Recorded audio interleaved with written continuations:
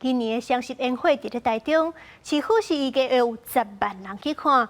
西贡警方是对今日下晡开始就咧交通管制，这车上的巴士嘛已经开始走啊。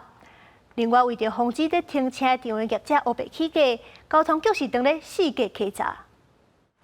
警察伫路口管制交通，今年国庆宴会伫台中连续2天暗时拢有活动，主场伫中央公园周边，为车口下晡2点展开大范围交通管制，一直到车早暗时10点。不过有游客到现场看过半部的指示牌，也是摸不清楚活动会场伫倒。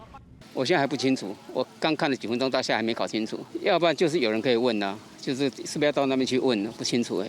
台中市府有估会有10万人，动员2000外的警力来疏导交通，搁伫代替上捷站、捷运市政府站、加水南就坐者的4个地点，提供免费的专接车，未少人行踏车都会来坐。接驳车这样比较方便，不会塞车，不用让人挤那个车位啊。4条接驳车的路线：市政府线、松竹线、水南线，还有洲际线。这些接驳车的服务都是客满的话马上就开。为避免中央公园周边停车业者趁机会起价，台中市交通局也启动稽查，若无依照协定费率收钱，就会开罚。包含给各个业者，请于连假期间务必依规收费，勿趁机哄抬价格。